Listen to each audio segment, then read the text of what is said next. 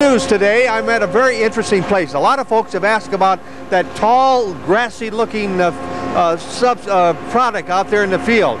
That tall grass, of course, is something called Sudan hay, and it's used for forage for cattle. And with me over in just outside of El Centro is the El Toro company.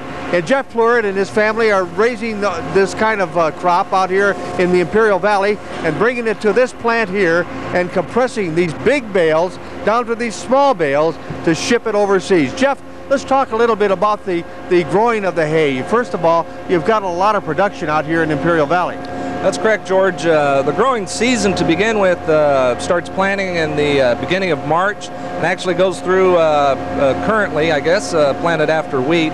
Right now we're growing about 80 to 85,000 acres of Sudan hay a year. The primary reason we're growing it is strictly for the export market. Any off-quality product would, of course, stay here in the domestic into the feed channels or go into the Chino market. Now, Jeff, do you have cooperative growers with you? Are they your contracting growers? Yes, we're a partner of a sister company of Labruserie Ranch here at this premise. Also, we go out and contract with growers or buy just Sudan hay in the spot market. Now, is there a certain type of Sudan hay you want to grow here, or can it be any type that the farmer wants to grow?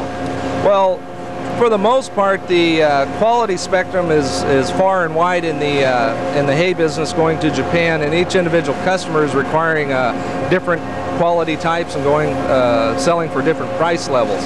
And so primarily most of what a farmer produces is able to go to the export market as long as it's not rained on or that type of thing. Do your customers, the Japanese, ever come here to look at the kind of hay they want?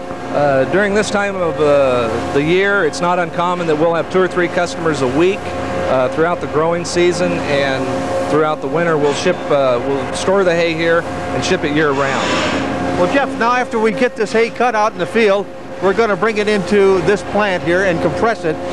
What about this bale? Now, how big is the bale here compared to the little one?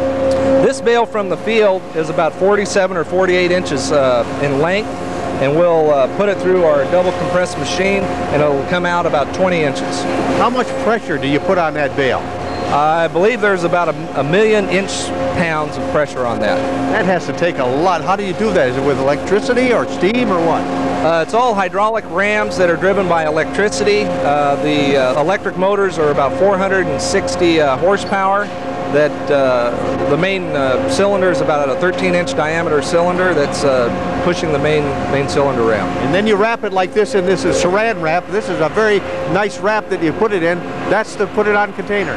That's correct. We could either load it in individual bales, or we could load it in these stretch wrap packages, and it's a little bit easier to unload on the Japan side and directly into the countryside in the stretch wrap packages if forklifts are available. Now you load the containers that go on the cargo ship right here. That's correct. We load them right here at this facility. We're sending trucks every day to LA and Long Beach to pick up empties and drop off full ones. And then they ship them by truck over there. What interested me, Jeff, was the fact that you told me that if you had a container full of feathers or a container full of iron, it all cost you the same.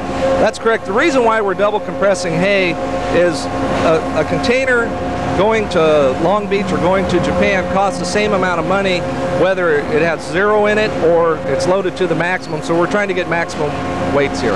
Just a little bit south of the El Centro area at the El Toro company, they're compressing Sudan hay to go to Japan. I'm George Gatley, and that is First News Today.